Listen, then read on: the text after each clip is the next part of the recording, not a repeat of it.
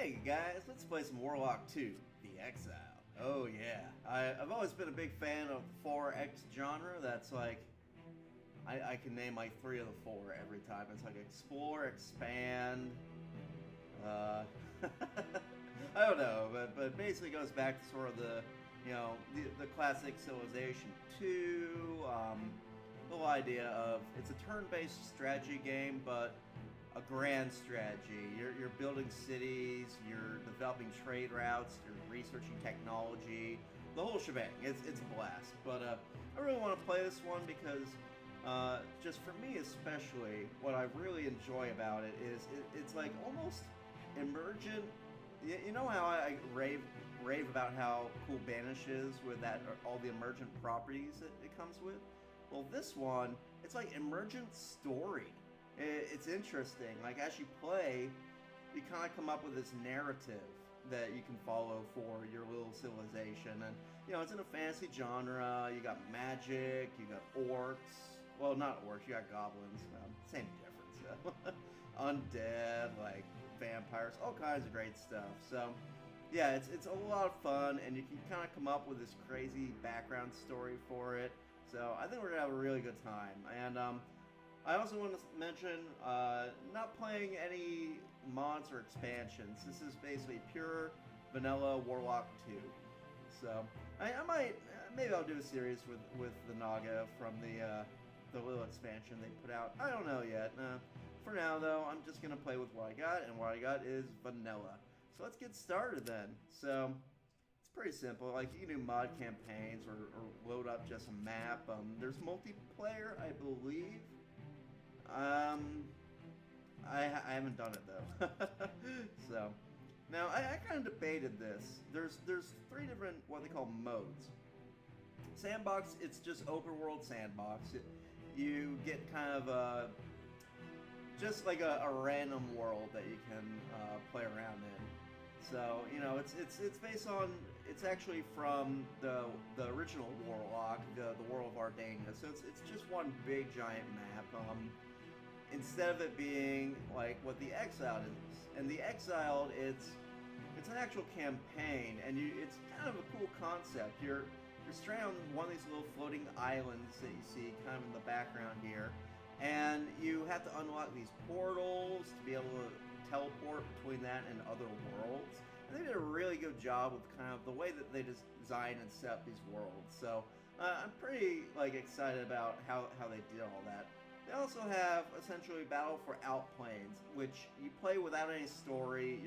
There's all these little outer worlds that you can bounce around between, but you don't really have like the quest that you follow or any kind of main goal. So I had a real debate whether I want to do Battle for Outplanes, which I assume is spoiler free, because there is a little bit of a story behind this. And you know what, I didn't know if people wanted like a spoiler-free playthrough, or if they want something like, if they would actually be interested in seeing the quest. So, I kind of enjoy playing it with the quest. It guides you through it. It gives you various goals to obtain, and I think I'm going to play Exiled mode. In fact, I know I am. I'm going to play Exiled mode, but what I might do is, like, towards the end, edit out some of the ending, because I don't want to, like, spoil the whole game just in playthrough. So, and maybe I'll have, like, a spoiler-free version where I cut parts. I'll think about it. So, now, I'm only going to play with 2 victory conditions. There's some very interesting ones. There's you can defeat an avatar. Essentially, there are gods in this game, and you can get a god angry at you. The way you do that is you worship the god that's their antagonist.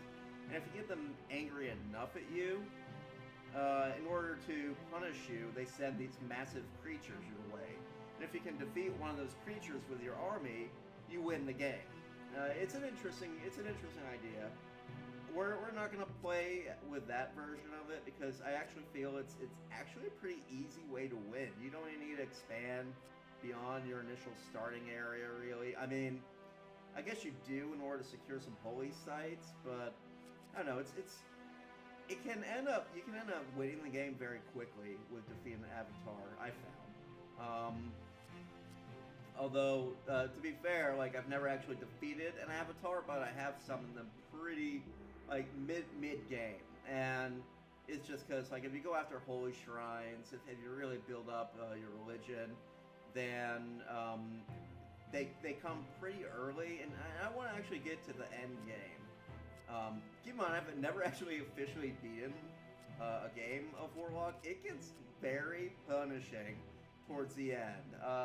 Basically, it's kind of a classic situation with 4X games where what they do is like, because the artificial intelligence simply can't compete with a human player, they kind of get a little bit cheaty. They'll give the AI free units. They'll have there's also monsters that spawn on the map, and the monsters will be incredibly challenging and difficult to take on. Like, I mean, you'll get one creature that's big and bad and strong enough to take out your entire army.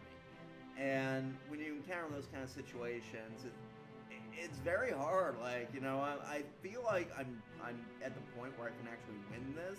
But again, I'm gonna play on normal, you know, kind of not easy, not challenging or impossible. Good lord, I can't even imagine how hard that gets. But just to know one times, just to guarantee we can make it through the end. And I'm not gonna lie, there might be some hiccups. There might be some situations where I lose, and I lose badly. So I mean, I'm gonna do my best to actually win this time. But even on normal difficulty, it scales up incredibly fast. So we'll see how it goes.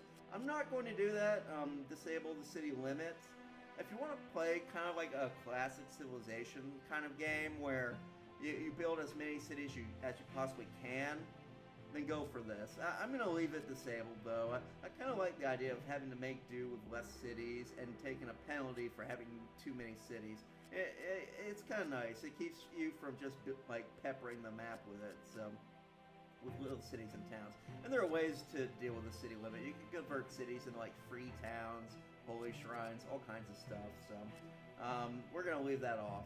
Now, apart from that, so there's Cast the Unity spell. That's disabled for the Exile mode. I believe if we go Sandbox, everything is available.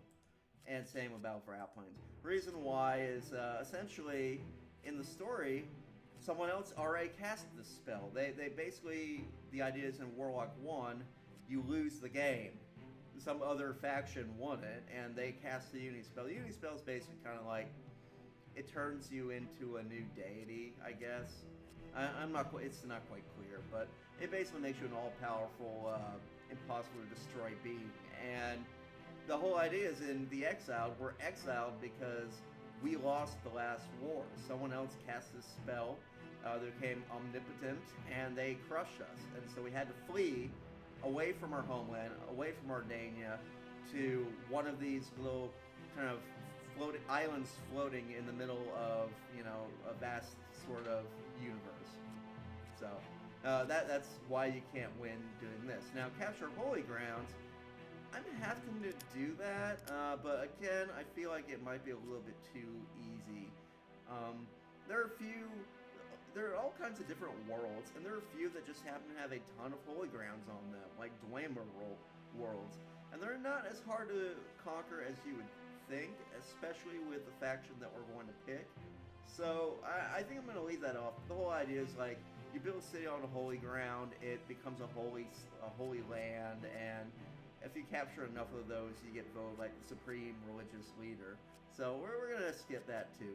Basically, the only two ways that we can win this game is play through the entire quest line, get to Ardania, and defeat the United one, the guy who cast the Unity spell and became omnipotent. Or defeat every other great mage in the game. Basically, like the great mages are these, you know, they're just like the other civilizations, and if you kill them all, I'm probably not gonna, I'm gonna have this enabled, but I'm not going to use it.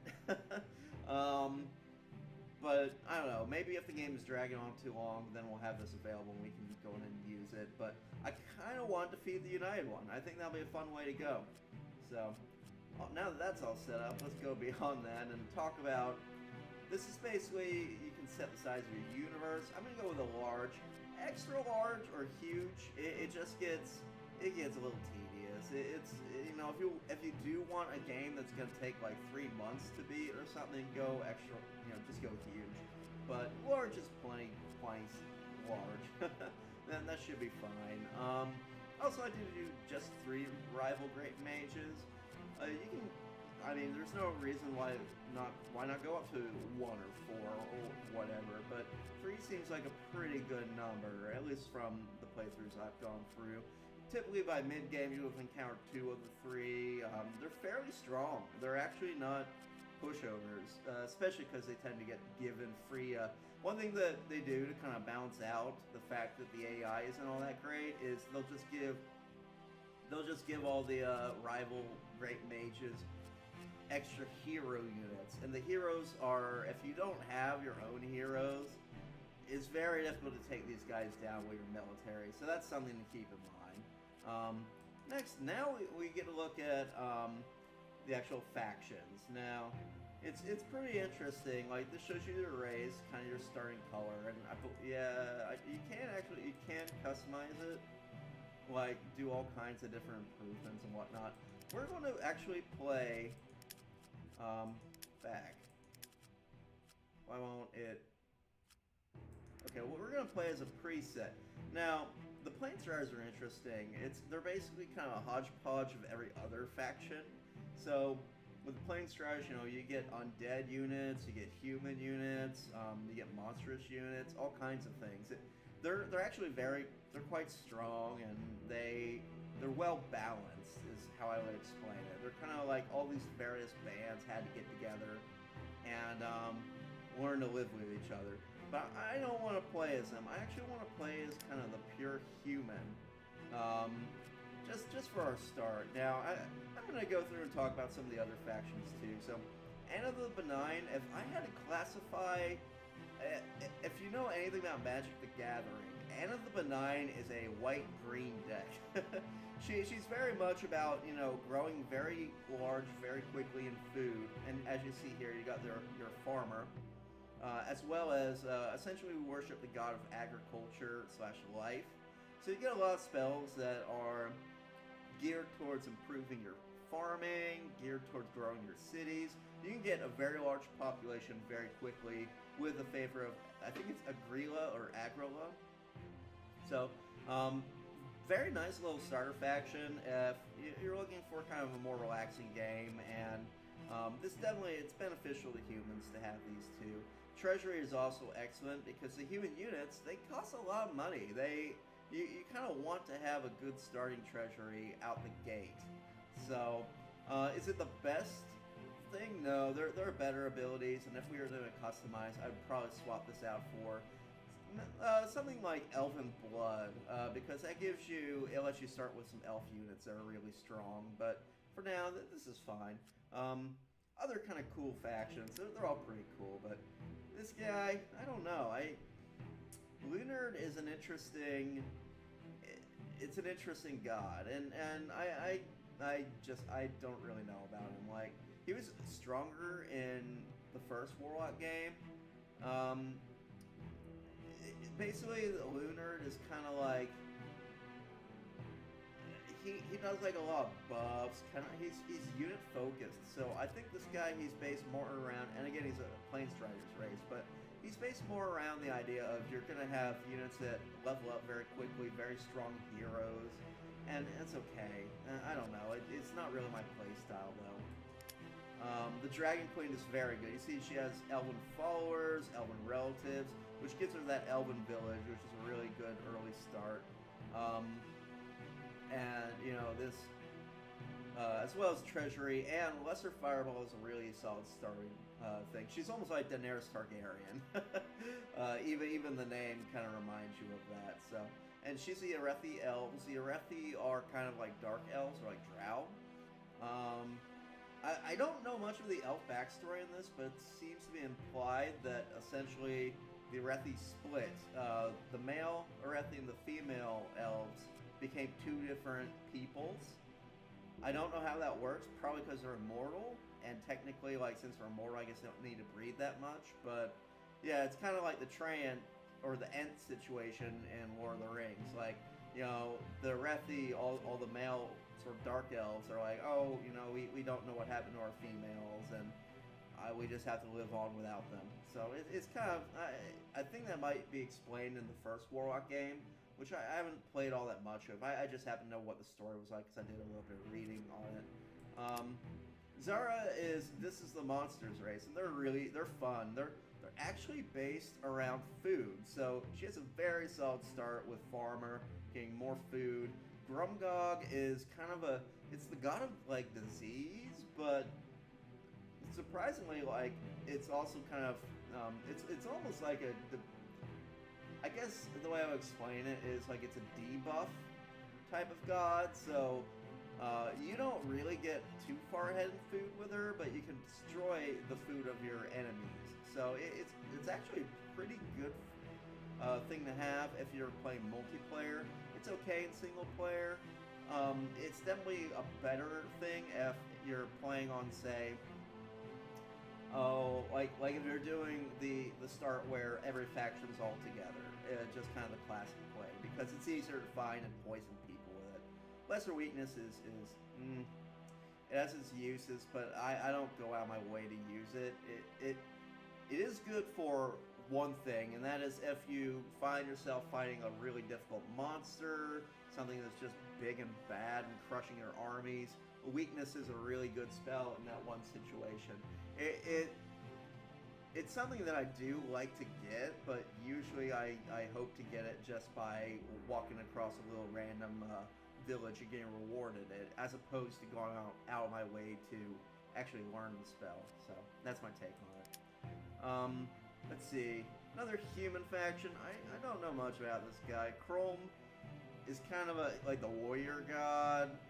This guy's kind of all over the place, to be honest. I mean, Mana Vault's a good start because it gives you that extra mana, but yeah, I don't know about these guys. I think they're meant to be kind of like focused on building up an army, but nothing about them really screams that except for the favor of Chrome.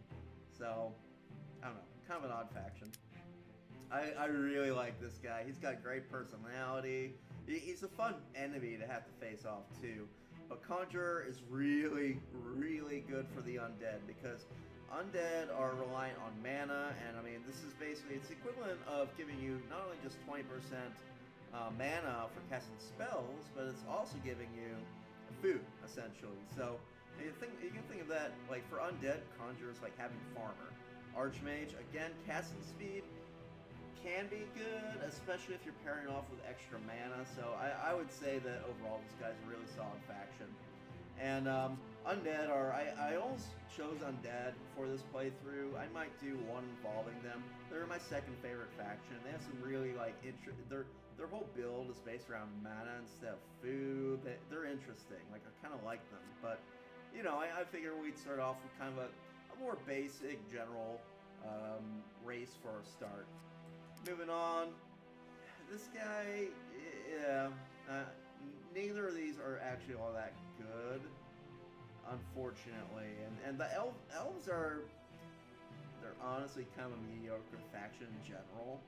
Like, they have very strong, don't get me wrong, their endgame units are very strong, and if you can get like an elven knight or whatever early game, wow, they just do a ton of damage. They're brutal. The only issue I have with them though is like, I mean they're kind of mana heavy, but they don't have all the greatest mana production, if that makes sense. They can be a faction that if you invest a lot in, they can do quite well, but I don't know. I always find that early game they're kind of a pushover faction, just because like their archers and stuff are fairly easy to nerf using spells. So there's a lot of answers, I guess, to the units that they can make, and that kind of compromises them. And academic research, I never hurt for research. I've never had an issue with it, and I don't see why it would be something you would be all that interested in moving ahead on. But anyway, and this one, unit power is good, and this might actually help with kind of the early weakness of the elves. the two don't really match up that well because academic doesn't unlock really any new units. You unlock new units using buildings, not science. Academic basically means you're going to discover new spells. So you would think you want to pair that with something that gives you more mana, but instead they got it just doesn't match up all that great. But anyway, she's kind of a weirdo. Again, like, see how they're giving her extra spells? I think they're doing that largely because Researcher isn't all that great. Neither is Instructor. If you don't have either... Instructor you want paired off with something that boosts your units. Researcher you want paired off with something that boosts your mana. And these two together don't work all that well. So, I don't know. I mean, honestly, like, you kind of end up picking factions less on this, because you can just customize and change them, whatever, but more on, like, what kind of character portrait you like, and what kind of playstyle you're hoping to go for. So, I like the monster race, though. They're silly. Like, all their units have really funny kind of, just really funny, when you click on them, they'll say little kind of jokes and stuff. Really good personality in this faction. This one's pretty good, actually. Yeah, Quaddles are incredibly strong. You wouldn't think it, but yeah, the little, like, kind of frog wizard people are dangerous. Lesser Heal's a pretty good starter ability. It lets you expand pretty quickly. It lets you heal up your guys. And to pair off with Lesser Weakness, this is going to be kind of your early rush faction. One that you want to get out early. Like, see, and he also gets bears early. So, yeah, this is the kind of guy that you want to expand early and just kind of take over the map ASAP. So I think this is a pretty solid starter faction if you're interested in fast expansion. I really like the rat folk, or verming, or they call them something strange. Oh yeah, rat. I think yeah, that's literally the name of their race, the rats or whatever. They're fun. They're pretty silly and just interesting little ideas. They're kind of like the Rat Prince from the Nutcrackers ballet. So yeah, they kind of work the same way. And again, Monsters, pretty solid faction, a lot of fun to play. This is interesting though because he seems to be all about gold, which isn't the best attribute for the Monsters. Monsters need food. They're very hungry people. So it's okay. I can actually see this taking off and being pretty crazy, but you have to play a very specific way to make use of it, like with buying up a lot of heroes and gear and equipment for the heroes. So it's decent. I really like this faction, the Smarts. I honestly think they're meant to be like the dwarves, and they just gave them kind of a weird sounding name, but they're almost a technology-based faction. They do, like, they're good with artifacts, and their magic isn't that strong, but their technology, wow, they can really take off with it. So it's a very interesting faction. I like their personality too. So, and this guy is cool too, Excaliburn or whatever. I hope we bump into some Sparks while we play. He has I love what they did with kind of. There's a whole backstory. I'm not going over it because, one, it'd take a while to go through all that, and I already feel like I'm going to spend some time explaining the stuff. But cool backstory. You can pause and read it if you want, I suppose. I don't want to like ruin too much of the story for folks. I want you to be able to read through it and come to your own conclusions. So, the other interesting thing about this guy is like his voice. It sounds like an old phonograph. It's a very interesting take on it, and I really like it for some reason. It was quite clever. And Gordon's Tactician and like all these, that's actually really good for Sparts. They do well with extra gold, so I would say he's probably the stronger of the two Sparts that you can play. Now this is the faction I was really tempted to pick up. Not only, I mean, look at her, you know, that's she reminds me of it's Tasha Orzovskian character from Magic the Gathering, and like that I had a commander deck based around that. Like her deck would probably be black white, and like you know, you get your mana vault, so your head on that. You also get Conjure, which is really good for undead, especially if you're starting out with some free extra mana. And you get Charismatic. Charismatic is quite good for any faction, but it's especially good for undead and for human. Because it lets you build more cities with less unhappiness. And undead need a lot of cities. They really do. There's several reasons for it, but the main one is, like, they need it for mana production. So, very solid choice. Kind of a really cool backstory behind her. You can roleplay her as kind of like a vampire or like a lich or something. Or maybe not like a lich, but a necromancer, I guess, would be what I'd say. So, yeah, I like this character a lot. So, I was really tempted to pick her as our playthrough. I might go and do one if I do like the expansion or whatever. I don't know.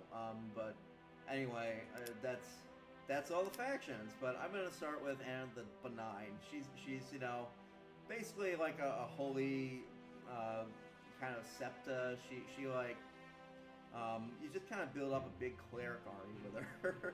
So it can be quite a lot of fun. Now I'm gonna go ahead and hit start, and we'll see what kind of thing we get. So I'm hoping for an autumn start. If I don't get it, I might actually kind of spam until I do, because it's the best for human, especially if you're going with it. Anna, because you need really good food production, and it's the best food production you're gonna get. So we'll see what we get. Desert. Desert with Minotaur caves. Now that's a rough start. That's especially because Minotaurs are going to wipe us out. Gosh, I'm tempted though, because these are both really good resources. Minotaur.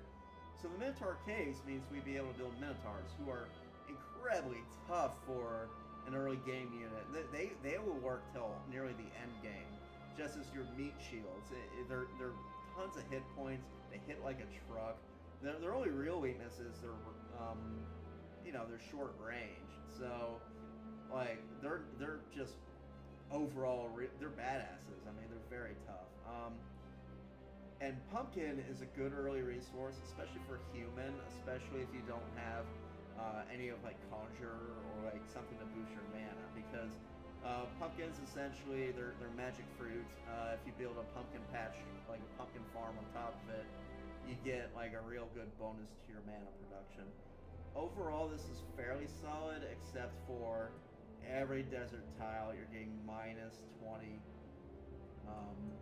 It's gonna really hurt our food production, which is unfortunately our main strength. So, looking at this, I think I'm going to keep restarting until I'm half tempted, because that's actually a really solid start. I want to show you that just to like explain why. If this was like a normal game, I was kind of role playing a bit. You know, I kind of want to play this like. I worship agriculture. I have all these like massive food cities, and I feel like Agrila, being, you know, a benevolent god, goddess. Let's go goddess. Agrila is a benevolent goddess who she wants to strand her people in this kind of inhospitable, horrible terrain. She'd give them a nice start. So, but I thought I'd point that out. I'm just gonna go ahead and keep reloading until I get the story I want to show you. So, anyway. Alright, everybody. So, here we have it. An autumn start. How gorgeous is this? I mean, like, you got, like, all these awesome sort of... all these trees. They're like, fall's coming around. It's just... I think it's spectacular looking. And the bright orange color, and... yeah, I think this was such a clever idea on the part of the developers to do, and you know, it's actually the best start for humans, because you get there's most of these tiles, they don't have any bonus or negative, and unfortunately you can't start. There's some environments that do give you a bonus to food, but they don't appear on your starts, except I think jungle maybe, but I don't like playing the jungle ones. They tend to... there's so many trees around you that you get you can't move your units all that well. So trees do cost some units movement points, like some they don't. Like I think if you look here, yeah, he's got Forester, so he can they call it passability dense, so he can cross through here as if it didn't even matter to him. So I'm gonna go ahead and send out my archer as like a scout. Oh, very nice. You see up here, that's living plains. That's what I was talking about. It has food production. You sometimes get those. There are 2 starting map locations that I've seen those in, and one of them is essentially the autumns, the autumn lands, or whatever they call them. So we were lucky in getting that, and actually this is gonna be a really solid area for a second city because we also get iron, which is that's a key resource for human faction to have. So exciting start. Bears are dangerous. You can definitely take them out. In fact, I can probably take them out. Let's see, would that be, yeah. But you have to think strategically. So I can shoot him at range and take out some of his blood. No escape for you! And now what's going to happen is next turn, the bear's going to run up and try to take a swing at my archer. Thankfully, though, he's in forest, which gives him a little bit of defense, so he won't take too much damage. And then the next turn, he can actually probably run to the living plains. And if you look there, you get heals per turn, or heal units per turn. So any living unit, like monsters, rats, like any animal and humans, elves. If you're a living creature and you stand on here, you heal. But you see, you also take damage if you're undead. So if you're undead, there are a few worlds that are covered in this living plains and just like healthy ecosystem. Very dangerous to cross through. It'll end up like just demolishing your units. So that's something to keep in mind. But this is good for living creatures because they can just wait on it and keep healing. Now these lost caravans we definitely want to get at. Well, when you step on top of them, you unlock. It'll give you free spells, gold, all kinds of events can trigger. They're kind of like villages are for. I keep going back to Civilization, but yeah, they're kind of like stepping on a village as in Civilization. So now, as human, you do start off with a couple of buildings, but you also have 2 units, like a rogue and your hunters. Now, I kind of want to slowly move her up this direction. Rogues are squishy things. They really don't do well early on. They can be quite strong if you back them up with other... Ooh.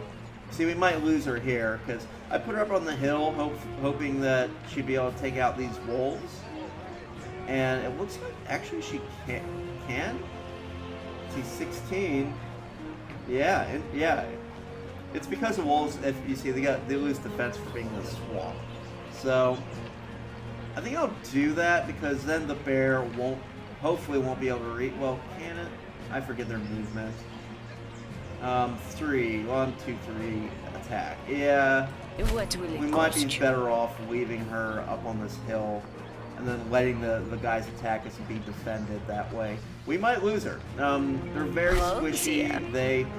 They have some good stuff going for them. Like you see here, they do special damage. They do death magic damage. And if you level them up, if you advance them enough, they can be pretty good.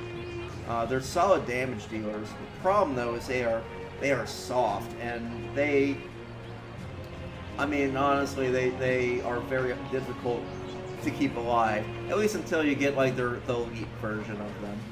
So let's go here, and now we have to think about what building are we going to build. You do start off with some buildings. I think it's slightly different based on whether you're, say, undead, human, Spart, what have you, monster. Anyway, with humans though, you'll start off with a warrior's guild. You see, it does cost some upkeep, but they're good to have. Your warriors, especially when you upgrade them to veterans, are probably your most solid front line unit for as human. So it's definitely something you want to push for. Market, that's just handy to have. Rogues Guild, it's nice. Craftsman District gets you more gold. You're going to need a lot of gold as a human. Just understand that going forward. You're going to need that gold. So the more of these kind of buildings you build, the better off you tend to be. In addition to that, you also have farm. Obviously, you want some. And eventually, we're going to have several of these kind of like spread out and make a really big sprawling metropolis. But that's something to keep in mind. Now, the cool thing about Warlock too, and I wish more games would do this, more 4X, they have separate build things for your units and for your buildings. Now, to offset that, to kind of balance it up a bit, all these buildings tend to take a little bit longer to make than, well, no, the reason why it takes long to make. So, with a building, you can essentially make one building for every, I believe, one population. We'll figure it out as we go along.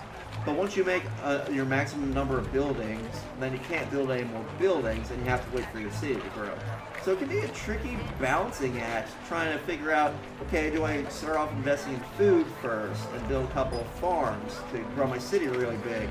Or if I do that, then I'm kind of using up the slot I have available for building something else that might be useful. I tend to do really well if I start off with a mana trap, because mana, it can fix it. The way to think of mana in the game is if you are deficient in something else, you can use mana to fix the problem. So let's say you aren't making enough food, you can use mana to make better crops. If you lack for an army, you can shoot spells at people, and that kind of balances things out. So mana is really one of the most useful resources you can get in the game, and it's something you want to really prioritize. So I'm going to go ahead and do that. Another pretty solid one to start with is the harbor. The main reason I'm not going to put that in immediately is I feel like we're doing okay on our gold. I might end up putting a harbor in later, so that's something to keep in mind.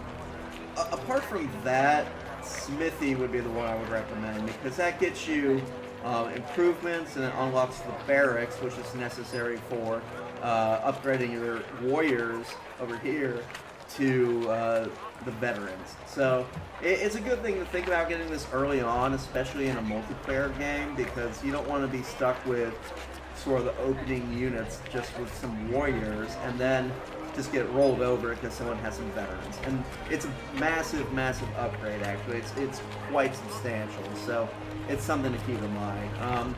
Since we're doing a single player game, though, I'm less concerned about it, so I'm just going to go ahead and prioritize getting ourselves some sweet mana action, especially because there's a ton of spells I'm going to need to actually cast. So you notice, like, units, they don't use production. Essentially, buildings, all they need is time to build and enough population to support the building. There's no kind of like production. There's no, like, you don't have to worry about any kind of hammers or building. Like, mines have different effects from what you would expect. So you don't have to really worry about production per se. It's more about unlocking things and efficient use of your building slots. So it's something to keep in mind. Another thing is I would like, yeah, basically warrior. Alright, queuing up. So warriors, they cost, every unit costs some money and a little bit of time to build. That's all it is. So that's why you need so much gold, because if you want to have any kind of army, not only are you losing gold in upkeep, but you're losing it actually purchasing the unit. So yeah, it's something you want to watch out for. I'm going to close city view. I think, oh yeah, let's set up our spells. Now spells are basically kind of like technology. There are a few that are really good to get, and a few that honestly you can kind of ignore or pass over. It's kind of tricky figuring out what to go for first, to be honest, because a lot of the early ones are good, but then, like, as you jump ahead, like, you find ones that just aren't as good. Although these are all pretty good. And there's kind of 3 different schools: wizardry, sorcery, divine spells. Sorcery is like your black magic, your dark arts, and your white magic. Wizardry is your elemental stuff, your fireballs, your lightning strikes. It also has a lot to do with kind of how you manage your empire. And well, for instance, I guess you go forward, like this one here, optimal number of cities +1. That's a pretty key tech. That's something you want to get fairly early on, so you can keep building more cities without getting unhappiness. It also has kind of some debuffs and some buffs. So this is kind of my preferred tree. But sorcery has some very the way I would explain sorcery, right? So it has some spells that are absolutely essential, and some that are more like flavor, but can be good situationally. But some that are really essential, right? If we go, let's see, like that's a really good one. Public relations. This one is hit or miss. If you really need gold, then yes, but that's 100 mana. That's very expensive, so something to keep in mind. Ghost Wolves are a really good early unit, but again, if you don't have a lot of good early mana production, basically summon units, instead of costing gold per upkeep, it's mana per upkeep. So it's something to keep in mind. Magic speed is surprisingly good. I mean, I could break down all these texts, but this one, it's kind of like hit or miss. Like, some of them are really strong, and some of them not so much. The spell is quite good. Basically, if someone puts a harmful enchant on your city, this is how you deal with it. So it's quite a nice thing to have. You don't really see it being an issue until kind of mid-game, though, so it's not something you race for. This is kind of nice. I know I kind of poo-pooed research, but having a little bit of research advantage is a good thing. Now this one is excellent because you get, plus 10% across the board. Very good for building up your mana. And you see what I mean? It's like, it's got some kind of utility spells. Create artifacts is good if you want to go hero heavy, if you want to have a lot of heroes. That way you can just make stuff for them as opposed to having to buy them. But honestly, like, I find that it tends to be, it's a little hit or miss, like what you get, and it's, I don't know. Some of them are just some of them are quite good, like healing. I do like the healing spells very much.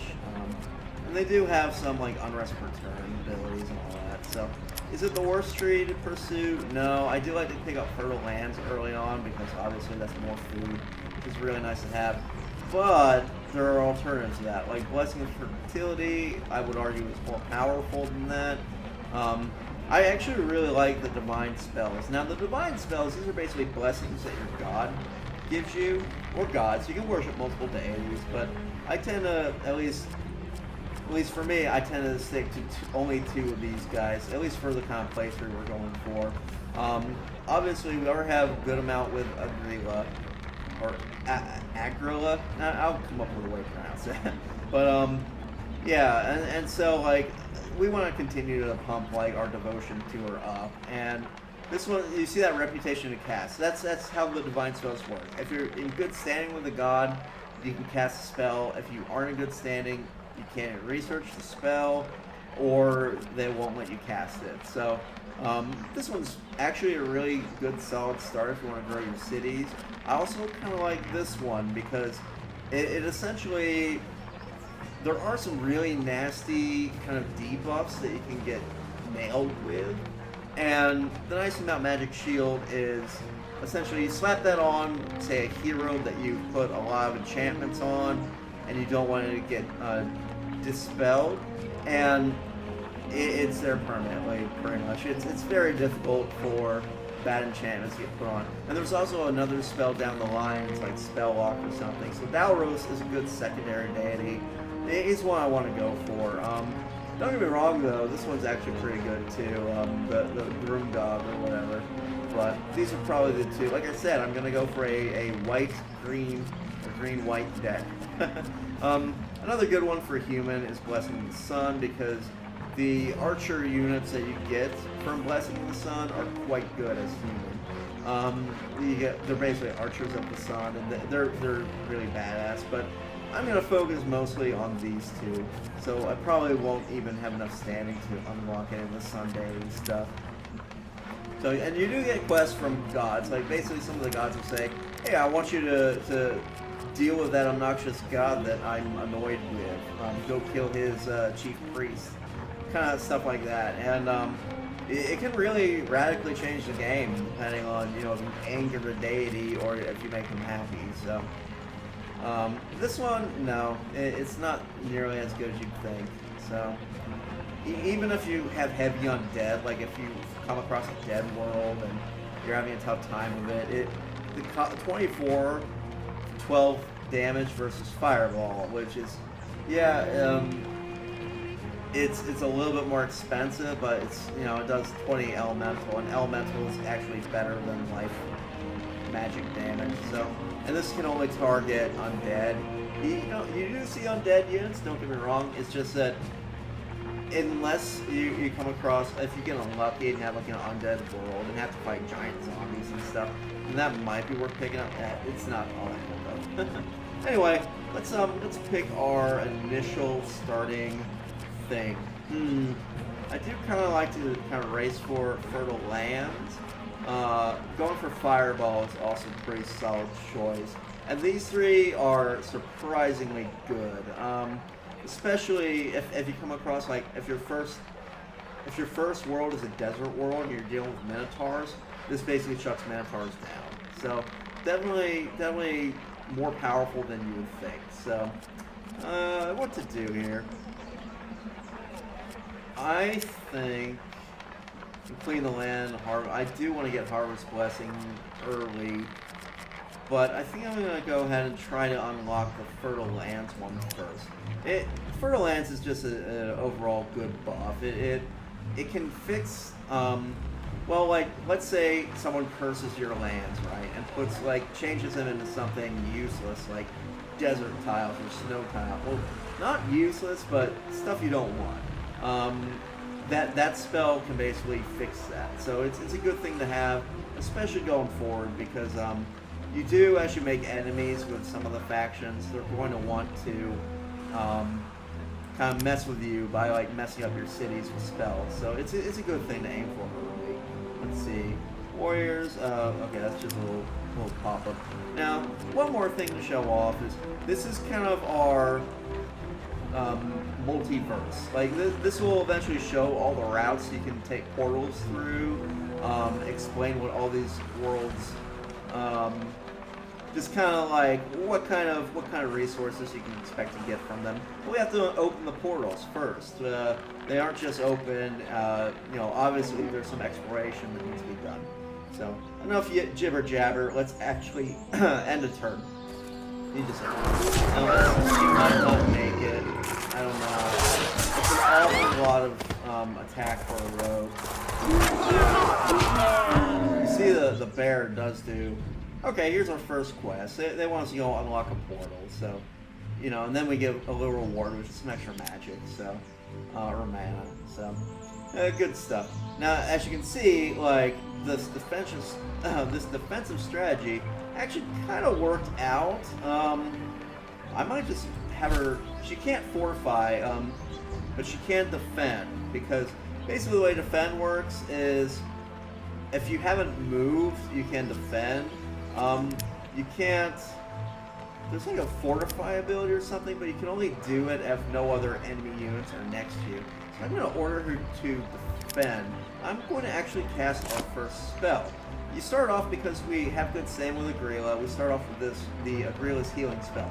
Now 28 mana, don't do this too often. It's very expensive early on, but losing the rogue early would be a pretty devastating blow.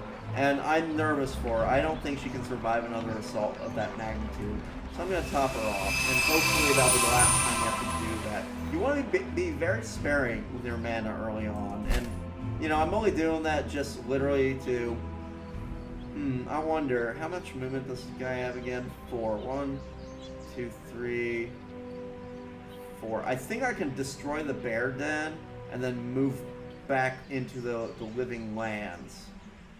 So I'm gonna see if I do that. If I can't, then yeah, we'd be in trouble, but good. See, when you destroy these sort of enemy camps, like it's bear dens here, but there'll be all kinds of stuff like graveyards and all random things, but basically you destroy that, you get a little boost, and it can be all kinds of stuff. Sometimes you get really good, like, they'll give you free magic spells and stuff, so you definitely want to clear out the map of any kind of NPCs or any kind of monsters, so, not to mention, like, these things, the little wolf dens and stuff, they'll spawn additional wolves, so clearing that out just makes it safer for your, you know, your settlers and stuff, so, anywho, yeah, we're just going to keep playing some turns, see how it goes.